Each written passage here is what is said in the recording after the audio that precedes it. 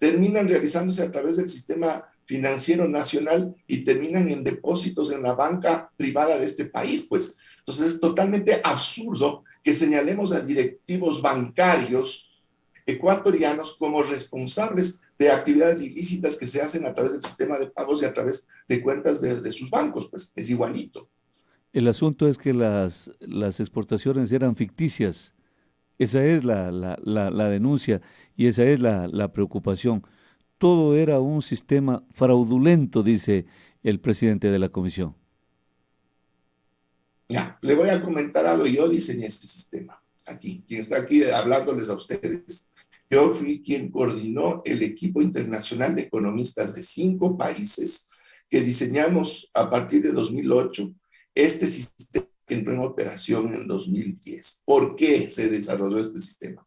Justamente para favorecer a grandes empresas exportadoras, en este caso ecuatorianas, en otros países también exportadores, que por circunstancias particulares debidas a controles de cambios o escasez de divisas, principalmente en Venezuela, nuestros empresarios no recibían a tiempo los pagos. Le comento, para fines del 2008 estaban represados cerca de 800 millones de dólares que no eran pagados a una empresa ensambladora de vehículos ecuatoriana, a varias empacadoras de pescado de la provincia de Manabí y otras empresas más. Entonces, imagínense lo que significa vender productos al exterior y no recibir los pagos. Y hay que entender que Venezuela para el Ecuador era el 5º socio comercial, que quiere decir el 5º mayor destino de nuestras exportaciones para fines de la primera década de este siglo. Entonces, había que buscar un mecanismo para que las empresas privadas ecuatorianas puedan recibir a tiempo sus pagos en dólares. Entonces, se diseñó este esquema que operó en términos muy adecuados al punto que el Ecuador entre el año 2010 y el año 2016 recibió pagos cercanos a los 4.000 millones de dólares que terminaron en empresas privadas que se beneficiaron del comercio exterior a través del uso de este sistema. Claro, siempre la preocupación, señor economista, ¿por qué tanta denuncia de este sistema? ¿Por qué fue tan fallido? ¿Puede reconocer usted que fracasó, que falló el sistema y que otros aprovecharon y usufructuaron de manera ilegal, ilícita, por no decir ilícita? Bueno, la pregunta es cómo es que fracasó, cómo es que fue fallido, si empresas ecuatorianas pudieron recibir pagos, ya le digo, por casi 4.000 millones de dólares a tiempo y no tuvieron el problema de que esos dólares se represaron en el origen. Y estoy hablando de ensambladoras de vehículos, de empacadoras de pescado que exportaban a Venezuela en su tiempo. También tenemos una fábrica de llantas que exportó a través de este sistema a Bolivia, si no solo fue con Venezuela. El problema es que el sistema ha ido perdiendo vigor, pero no porque el sistema sea malo, sino porque Venezuela, por su situación económica, dejó de comprarle productos a los otros países, incluido el Ecuador. Entonces, evidentemente, este sistema empezó a canalizar cada vez menos recursos desde ese país. Ahora, le voy a comentar cuál es el ilícito que se dio para que se entienda. Acá en el Ecuador se establecieron empresas de papel falsas, efectivamente, pero estas empresas estaban manejadas por gente de Venezuela. ¿Para qué se establecieron estas empresas falsas? Y ahí habría que preguntar a la Superintendencia de Compañías del Ecuador por qué no detectó a tiempo estas empresas falsas. Para montar operaciones supuestas de exportación, para que luego se paguen los dólares de Venezuela por unas exportaciones que no se hicieron. Entonces, esta gente de Venezuela, con los dólares ya contantes y sonantes recibidos aquí en el Ecuador, los llevaron nuevamente a Venezuela. Entonces, la pregunta es ¿por qué? Para beneficiarse del gran diferencial cambiario que existe en ese país entre el dólar oficial, que es con el cual se calculaban estas operaciones, y el dólar de mercado negro. ¿Qué quiere decir? Que con esto llevaban los dólares a Venezuela y podían volverlos a cambiar a bolívares a unas cotizaciones 10, 20 veces mayores que la cotización con la cual compraron esos dólares. En principio se hizo la operación a través del Sucre para que esos dólares lleguen al Ecuador. Entonces lo que se hizo es un ejercicio de aprovechamiento del diferencial cambiario en Venezuela con dólares que salieron del Banco Central de Venezuela llegaron al Ecuador y volvieron a Venezuela y fueron nuevamente cambiados a bolívares a una cotización superior. Así que hasta hay que entender cuál fue el ilícito que se desarrolló a través de este sistema, quiénes lo hicieron y qué entidades no controlaron en su tiempo. En todo caso, ¿podría usted también asumir de que no fue un esquema bien diseñado, herméticamente seguro para las transacciones internacionales, sino que eh, fue, fue debilitado por gente que se aprovechó de alguna falla que había en el sistema economista? A ver, ese razonamiento sería igual a decir que el sistema bancario ecuatoriano asimismo no fue bien diseñado. ¿Por qué? Porque ¿cómo cree que se hicieron los pagos de estos de dólares? ¿A través de qué? De bancos privados ecuatorianos, pues. Entonces ahí la pregunta que uno tiene que hacerse es, bueno, ¿qué pasó con las entidades que controlan todo esto? ¿Ya? Así como otro tipo de ilícitos a veces se pasan por alto, lo mismo sucedió acá. Pero ahí, ¿quiénes son los responsables? Es el sistema Sucre. ¿Qué pasó con, como le digo, con la Superintendencia de Compañías del Ecuador? ¿Qué pasó con la UAFE, la Unidad de Análisis Financiero y Económico del Ecuador, que revisa todo esto? ¿Qué pasó desde el lado venezolano? ¿Ya? En donde se autorizaron estas operaciones ficticias por el mismo hecho de que no hubo un control aduanero en Venezuela que indique y señale que no se estaban realizando los embarques desde el Ecuador. Es decir, también un problema de las aduanas venezolanas. Es decir, sí, hay fallas, pero no en el sistema, sino en las entidades que controlan todos los flujos de dinero entre los países donde, repito, están también incluidos los bancos privados. Entonces, esa aseveración es como decir que los bancos privados ecuatorianos también están operando fraudulentamente y están desarrollando operaciones diseñadas de una forma que se permite que se den estos ilícitos. Eso no es cierto. No, muy bien. Economista, es un tema demasiado grave. Nos parece que alcanzó niveles extremos, decía, rebasó las esferas nacionales.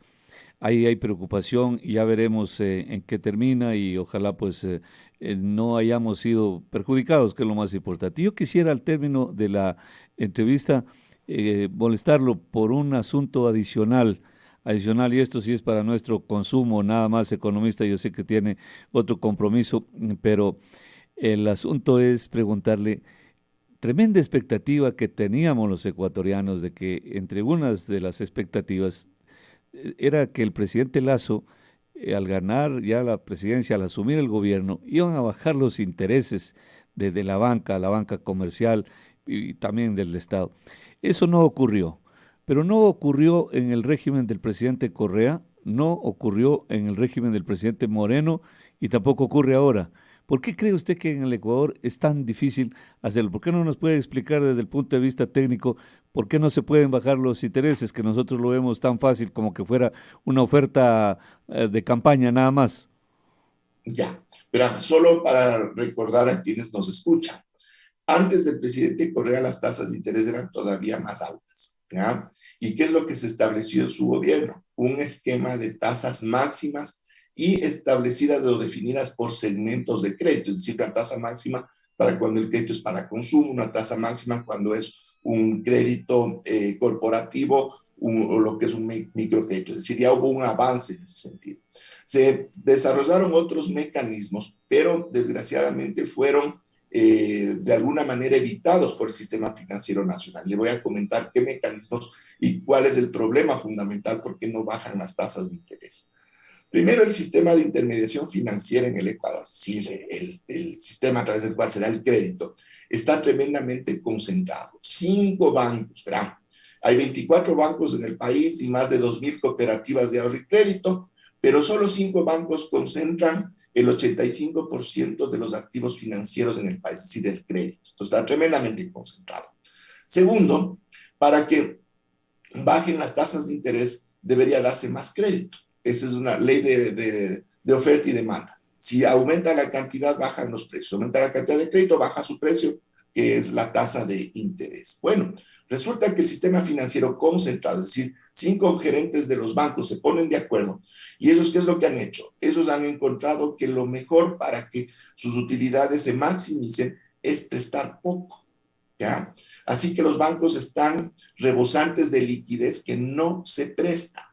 Y uno diría, bueno, ¿y dónde está esa liquidez? Guardada en el Banco Central del Ecuador ganando intereses, porque con la ley que planteó Moreno y que está vigente desde mayo del 2021, al excedente de liquidez de la banca se le paga intereses en el Banco Central en vez de que estén prestando como crédito a la ciudadanía a tasas más bajas.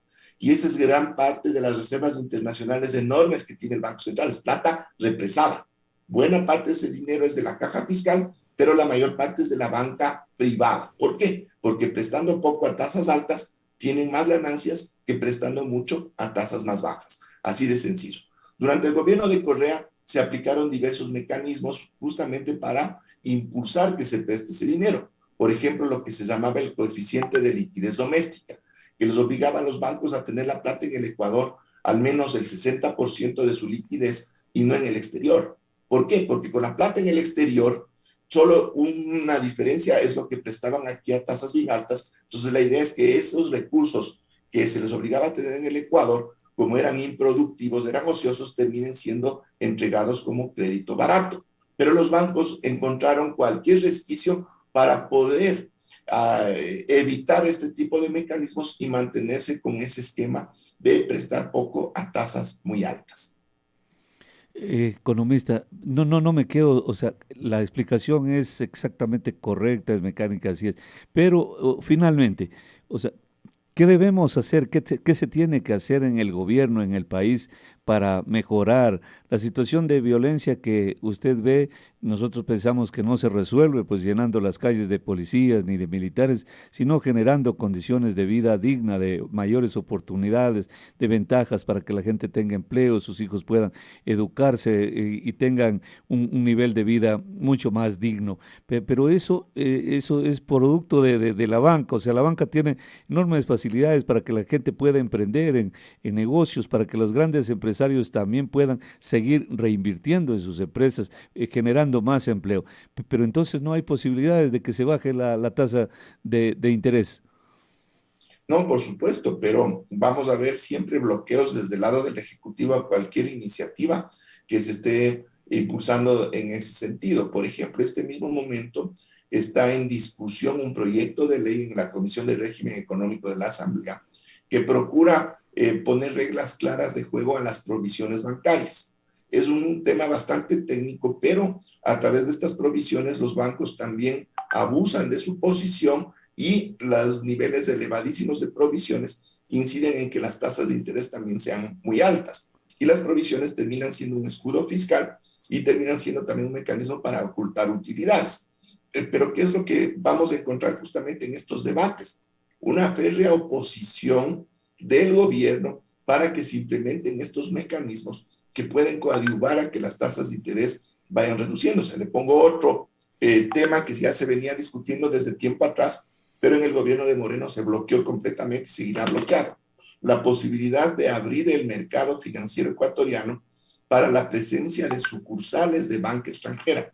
Acá no hay sucursales y si una entidad financiera quiere venir a operar acá al Ecuador, tiene que constituirse con el capital que corresponde a un banco. Entonces nadie quiere venir acá a competir en el Ecuador con la banca nacional. Entonces esto se puede ir también abriendo a través de reformas legales para que verdaderas sucursales de grandes bancos vengan acá trayendo recursos y colocando como crédito muchísimo más barato.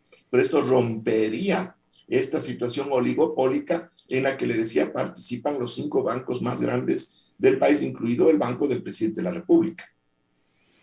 Frente a una respuesta tan técnica como la suya, pues tampoco es que puedo ser entusiasta, ¿no? Pero es técnica su respuesta y me quedo triste sabiendo que el tema de la violencia, de la inseguridad, de la pobreza va a continuar en tanto en cuanto estas políticas económicas se sigan manteniendo en el país para privilegiar no sé a quiénes Entonces, eso es muy triste, economista. De mi parte, yo le quiero agradecer. Ojalá algún otro día tengamos la posibilidad de hablar solo sobre estos temas que algún momento pueden alentarnos a superar los problemas.